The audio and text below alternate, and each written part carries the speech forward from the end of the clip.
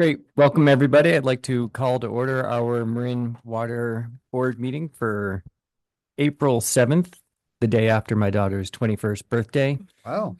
2026. Can I have a roll call, please? Good evening. Director Matt Sampson, Here. Director Ranjiv Kush, Here. Board President Jed Smith. Here. Walking in is Director Diana Mayer, and currently not here is Director Larry Russell. Terrific. Welcome. You want to say here? Here. Awesome. May I please have a motion to adopt the agenda? So moved. Second. Any public comment on the adoption of the agenda? No, there aren't any. Okay, great. Roll call, please. Director Sampson, Yes. Director Kush, Aye. Director Mayer, Aye. and President Smith. All right. Any public comment on non-agenda matters? Yes, there are two, Phil Sauter and Ed Jamison.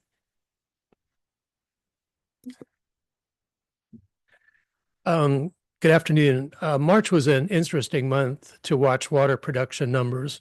For most of the month, production was at 13 to 14 million gallons a day. But then in the third week of March, we got a heat wave and production jumped 50% to 20 to 21 million gallons a day. Even though we've cooled down since then, our water production has stayed up by 7 million gallons a day. It's as if some folks turned on their summer irrigation and left it on. As a result, our reservoirs have dropped by more than 2% in the past couple of weeks. That extra 7 million gallons a day we're seeing now will be good for the next Finance Committee meeting, although not so good for a sustainable supply of potable water. Also interesting is that if folks leave their outdoor watering systems on for the next 180 days, which they're likely to do, that will pour 1.3 billion gallons of potable water onto our landscapes, and that's equal to 3,900 acre feet, or a little more than the ARC pipeline is intended to deliver. This suggests pretty clearly that the $200 million ARC pipeline will just about cover the continued use of potable water on summer landscapes. It would be interesting to look at the data for the customer locations of that 7 million gallons daily usage in March, which AMI would allow us to do in real time, but we could cobble it together now, I think, to look at that usage by customer and by neighborhood and see if a few neighborhood loops of recycled water might help extend our supply of potable water. Also last week, I read an article on Filoli, which is the former Woodside estate of William Bourne, who formed the Spring Valley Water Company that was the original supplier of water for San Francisco. The estate includes 16 acres of formal gardens, trees, lawns, pools, flowers, and naturalized plants. What struck me is that they've acknowledged being in a Mediterranean climate, and they've adapted the gardens to reflect this reality. For example, they found that replacing some annuals with perennials means that there's only the first year that flower beds need to be watered in rather than every year. Many of us have visited Filoli and know that it rivals even the most lavish of Marin estates. It occurred to me that with staff's focus on high user neighborhoods, it might make sense to host a luxury van trip to Filoli for a few of these community influencers. Filoli offers guided tours, and I'm sure one could be tailored to highlight the water-saving changes they've put in place. I think the wow factor would let folks see that large, thirsty lawns can not only be equaled, but far surpassed by landscapes that use much less water and offer much greater beauty and enjoyment. Thank you. Thank you. After Ed Jamison is Marilyn Price, 1402, and Larry Minikis. This will be brief. Including required stream releases and evaporation, we used 44,000 acre feet of water in the 2020 drought year. Any suggestion that we could survive a 4-year drought with only about 5,000 acre feet per year of new supply, including 1,000 acre feet from unidentified operational improvements, is unrealistic, as is assuming that we can wait to add more capacity in 10 or 15 years. We need 10 to 12,000 acre feet of drought supply, and we need it now. Brett Uppendahl estimated our future additional bonding capacity at about $350 to $400 million. Large pipeline cost increases now make the ARC plan infeasible. Spending $214 million for a trivial 3,800 acre feet per year would leave only about $140 to $190 million of remaining bonding capacity. Too little to add any other meaningful drought supply, thereby sabotaging achievement of our drought survival objective. Proceeding with ARC will prevent us from accomplishing drought security. The ARC plan needs to be abandoned, with desal being the only realistic alternative left standing. Thank you. Thank you. Miss Marilyn Price, please. Yes, hi, thank you.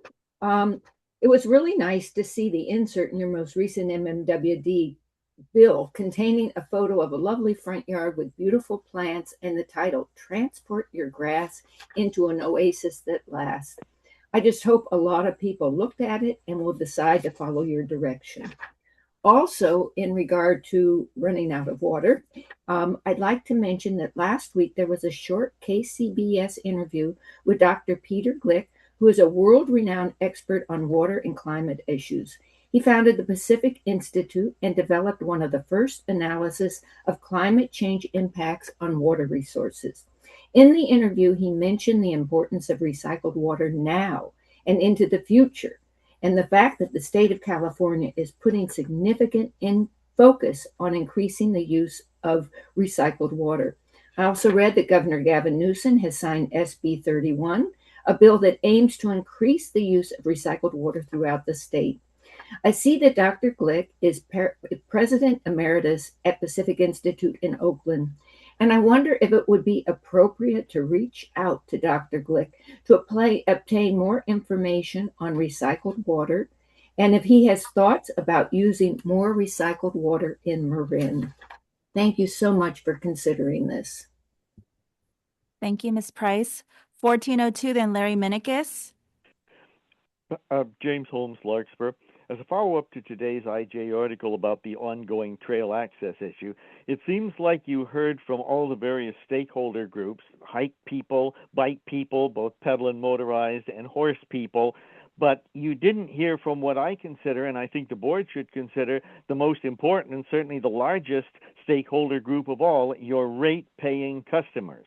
They seem to be the forgotten people in this trail controversy. But in your analysis of various trail alternatives, you should consider costs. In all the deliberations to date, comparative costs seem to have been considered little, if at all. And yet, as the costs of capital improvements, primarily the atmospheric river capture pipeline, spiral upward, the board should be looking to cut costs elsewhere to offset the increasing pipeline costs. So please, in the trail plan process, consider, estimate, and disclose costs as with any other capital project, and please economize to make life and rates easier on your rate-paying customers, because recreation should be considered a distant second priority to your first priority, which is increased water supply. Thank you. Thank you. Larry Minikis, please. Yes, good evening, all. I'd like to raise a point about process this evening in regard to the upcoming NOP on April 13th.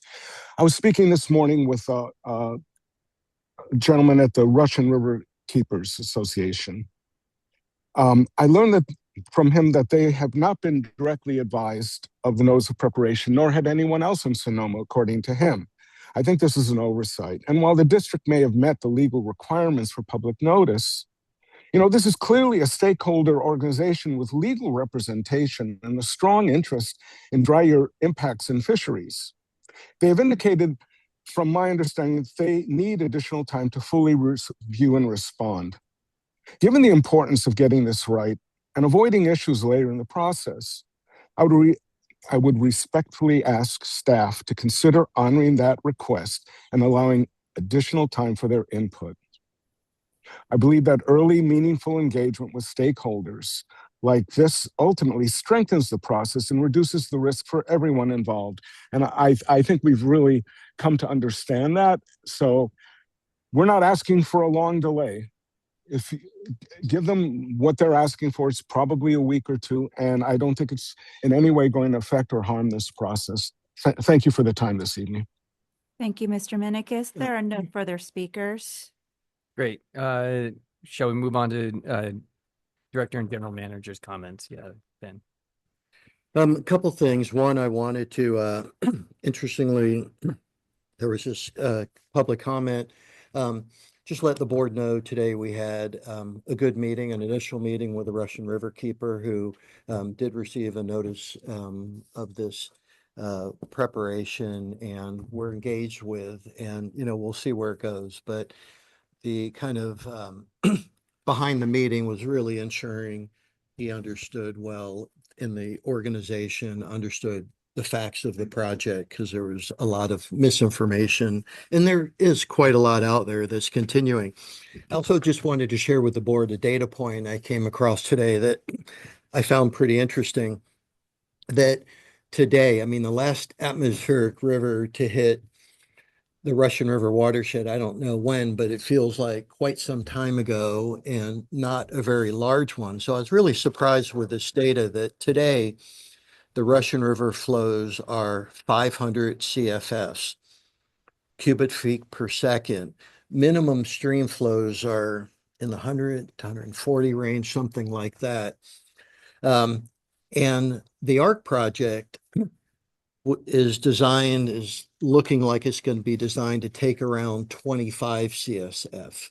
So not only would we have been pumping for the last, weeks if we needed, if this was a time of drought, which it's not, but it is interesting because it has been somewhat dry over the last, period, and still this robust watershed is still producing, and it feels like it may be for weeks to come. So I just wanted to share that data point. Great. Any other director comments or announcements? Yeah, I do have one. So this is when our committee Committee's next. next. Yeah. WAC, I guess, falls under committee. Yes. Okay, sorry. I'll wait, Jed. Right. Yeah. Anyone else? Ranjiv? Okay. Second try. So yesterday, the Sonoma Water Agency Water Advisory Committee, WAC, met together with the Technical Advisory Committee. And just a couple of updates from that. Director Russell was also there. Larry, I will ask you to clarify some of my comments on the budget, because the proposed 2026-2027 transmission budget and rates were approved by the WAC yesterday. The total budget at Sonoma Water for 26-27 is $78.4 million, which is a little less than the 25-26 budget of $82 million. This is mostly due to lower CIP expenses or anticipated expenses. Now, water rates were increased by about 9% across the different customers, and that brings our rate, as far as I can understand, to about $1,500 per acre foot. There was variation across the contractors, but did I get that right, Larry? Yeah. Yeah, I think it's 15, 16 was the number they gave 15, out. 16, yeah. And so the budget and the rates will go to Sonoma Water's board for approval on the 28th of this month. On water supply, Lake Sonoma storage is currently at 263,000 acre feet, which is about where it was this time last year. Lake Mendocino is a little bit lower at 85,300 acre feet as compared to last year, when it was about 101,000 acre feet. But they also noted that without the FURO management process for Lake Mendocino, storage would have been about 14,000 acre feet lower than it is today. Then we also had a short update on the Potter Valley project. The Eel Russian River Project Authority is moving forward towards a 60% design plan, despite a lot of ongoing uncertainty with PG&E's decommissioning plan and process, and uncertainty around funding eventually for ERPA. So those were the main points. Larry, I think there's one more. On April 1st, they're anticipating that they will go into a reduced release program because of the storage levels at the at the There's a Lake reservoirs. Mendocino, right? Right. Yeah. Which drops them from 125 to 85 CFS. So it's although I don't think your analogy, Ben, is exactly right, because I have asked this question over and over and over again from Sonoma Water, and the answer has been consistently been no. And that is there a stage drop over the Rainies? If there's no level drop in the river, that means the Rainies are pulling from under the river, not through the river. And if they were pulling through the river, then Sonoma Water would have to have a water treatment plant because it would be surface influence groundwater. So probably the flow is kind of irrelevant in the river. I don't know if it's gaining or losing at that point. That is, the water's going into the groundwater or coming out of the groundwater. But I don't think it has much to do with what we need in terms of quantities. Just FYI. Like I say, I've been wrestling with Sonoma Water for 20 years about this issue and have yet to get it resolved. It may be a permit condition, even That's if true. it's not anchored necessarily. That's true. That's true. Okay. We had a planning committee on Tuesday, March 24th. There was a subject on the rental of portable toilets to basically meet the demands on the trails. Staff is going to bring this back to the board to get approval for a contract at a future board meeting. Staff provided the committee with an overview of a regional effort exploring a potential intertie to supply Muir Beach's groundwater supply with Marin water supply during limited periods, which would help reduce impacts to Redwood Creek. It sounds simple, but it's a much more complicated project than it sounds like. It has to do with private pipelines and private owned by the government, but not us. So, so far we haven't put any money into this, and my understanding, we're not going to, but we are prepared to provide the water. Staff also briefed the committee on a proposed Phoenix and Bontempi outlet valve design contract to replace a cracked valve at Phoenix Dam and a leaking valve at Bontempi Dam. These are complicated projects because the valves are unfortunately underwater, literally. So they have to be inspected and then designed and removed underwater. It's tricky stuff. Staff provided an update on the AMI request for proposal process, which was released in December of 2025. Proposals have been received. Staff is currently evaluating responses. The update included an overview of the evaluation process schedule and updated cost considerations. Staff also discussed delivery options, including a more phased in-house approach to better align with the district's SAP system update and ensure the organization can successfully manage the rollout. It's something on the order of 10 years now instead of a 3 or 4 year process. I think it's a good idea. I'm a real believer of little steps for little feet. And we definitely have little feet when it comes to AMI. The process is ongoing and next steps to be brought forward once the evaluation is complete. Public may access the staff reports and a video recording of the March 24 Planning Committee meeting on Marin Water's webpage. That's it. Yeah.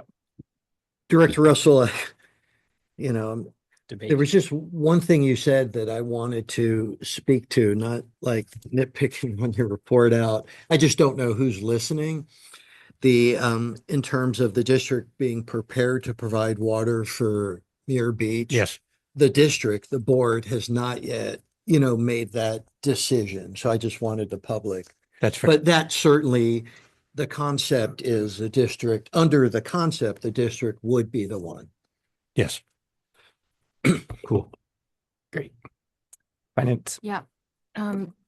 So I have two reports to make. One is that the Finance and Administration Committee met on Thursday, March 26th.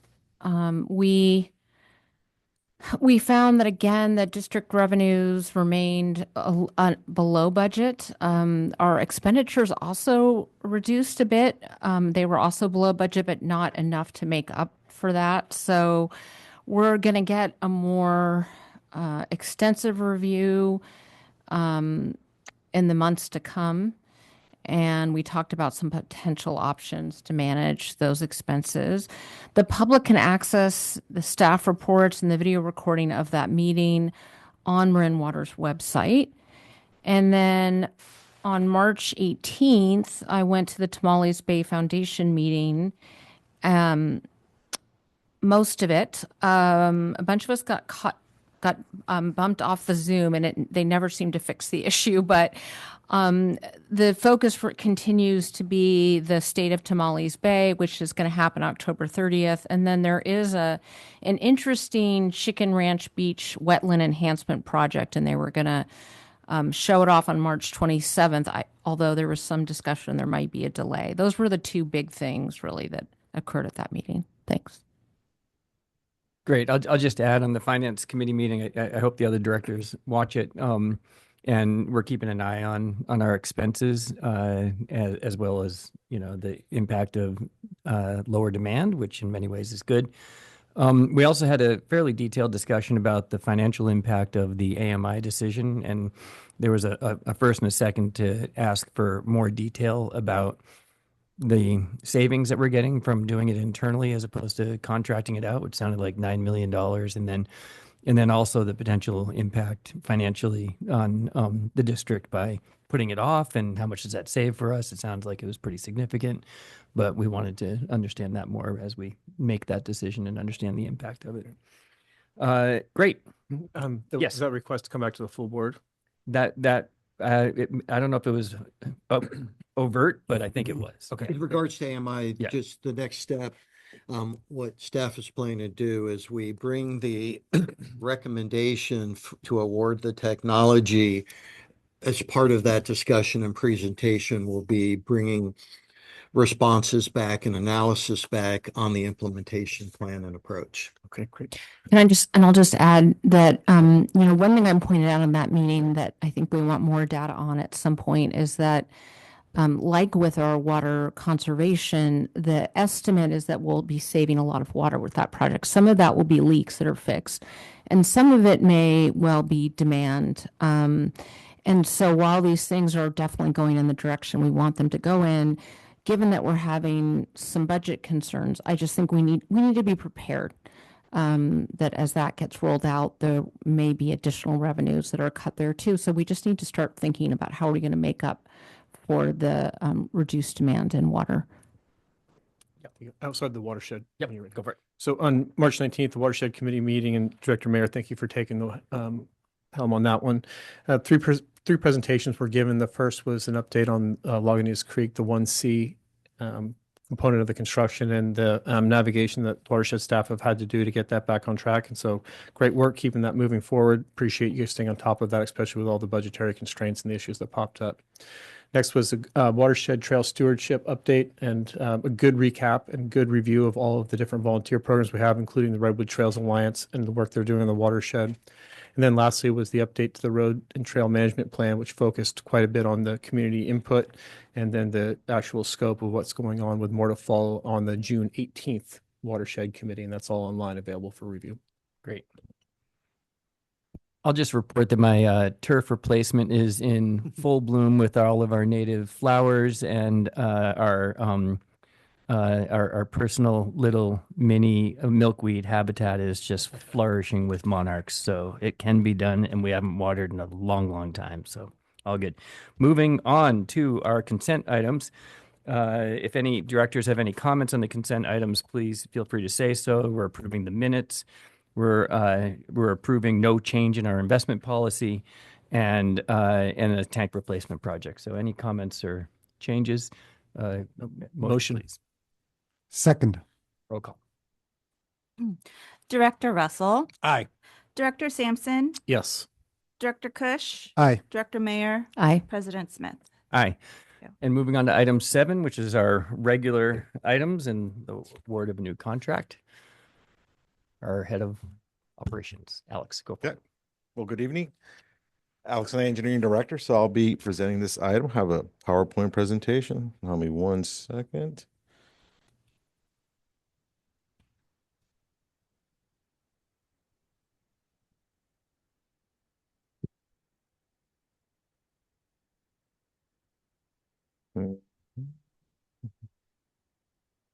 There we go. Okay. So I'll be presenting the Tokoloma Pump Station Rehab Project. So this evening we'll just touch a little bit of the background of the project, and just to inform the board that this is a two-parter. So we're going to be awarding the construction contract as well as the as-needed engineering services during construction for once we get into construction of the project, and touching on the construction timeline, project budget, and recommended actions for this evening. So, brief background, Togoloma Pump Station provides up to 20 million gallons of raw water to our San Geronimo treatment plant from the Sulahuli and Nicasio reservoirs. Both the pump building and electrical control room are 65 years old and need rehabilitation since some of the electrical equipment is obsolete and we can't find it. That's why we're here tonight. So the construction award, staff presented this previously at the planning committee in January. And on March 3rd, a district did open 6 bids for construction. And the lowest responsive and responsible bid did come in from C. Overa and Company in the amount of $9,267,000.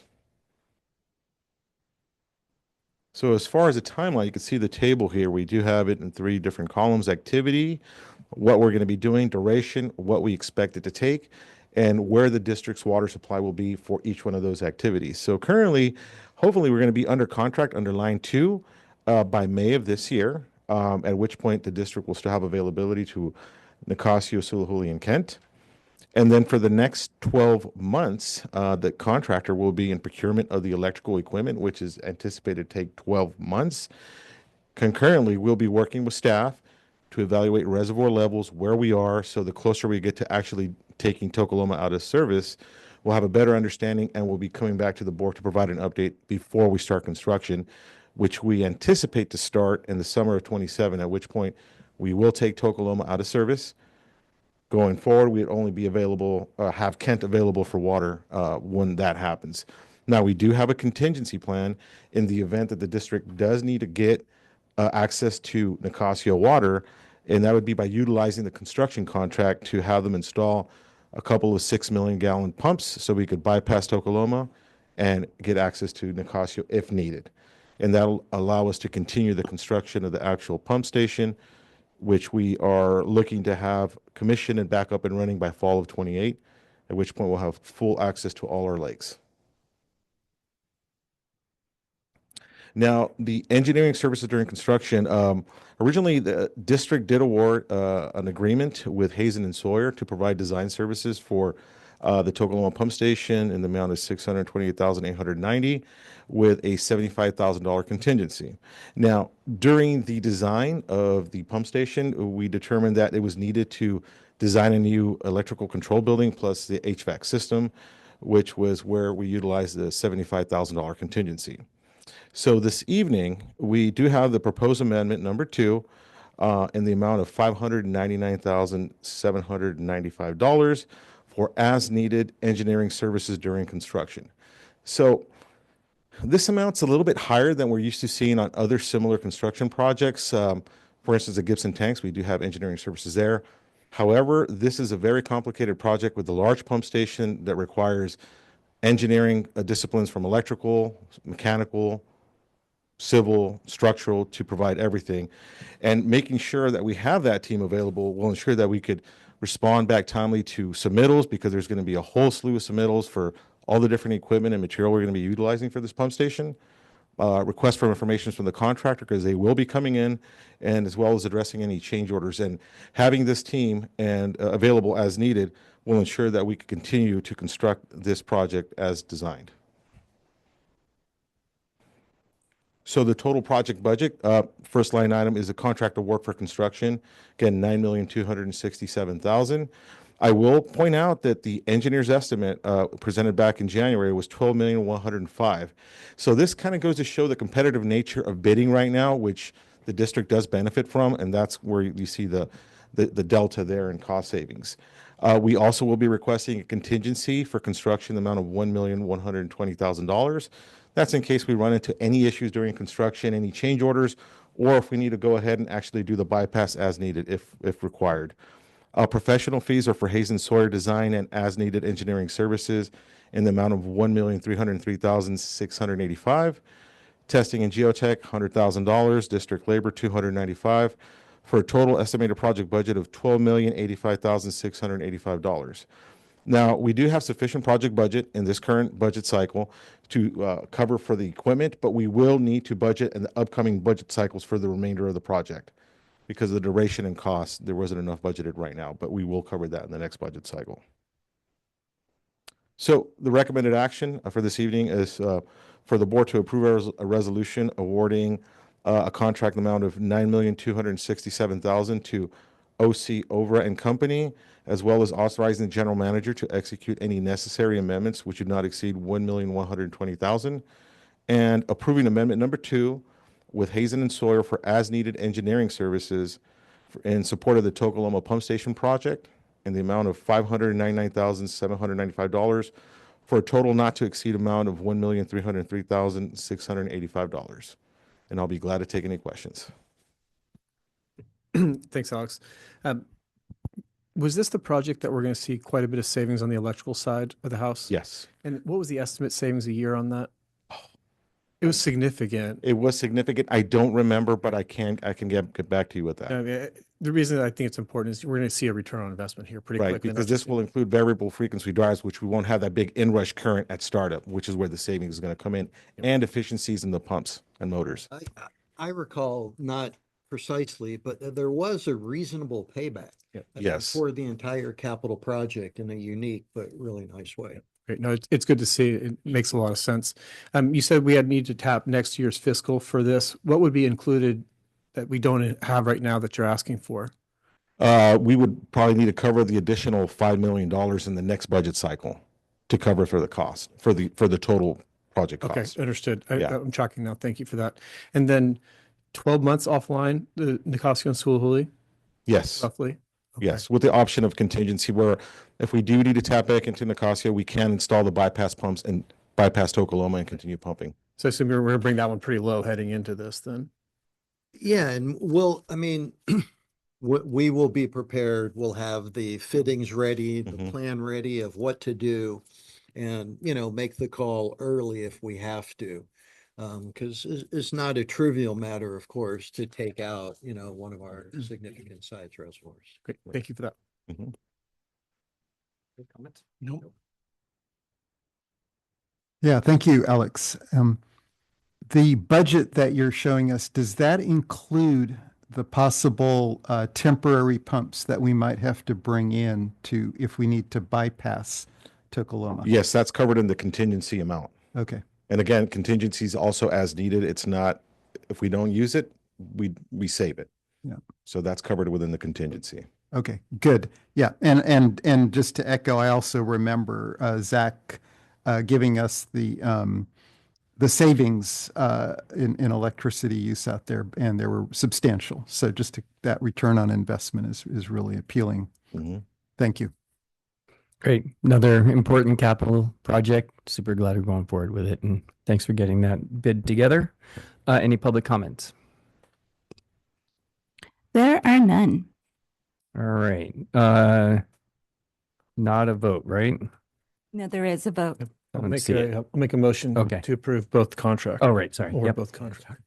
Yep. Second. Roll call, please. Vice President Russell? Aye. I can't see this. Sorry. Director Sampson? Yes. Director Kush? Aye. Director Mayer? Yes. And President Smith? Aye. Thank you. Thank you. Well, that concludes our robust meeting, open public meeting. We're going to head to our closed session, and then we will come back after that. So we're adjourned for now. There are no public comments for Closed session. the closed session. Yep. Great.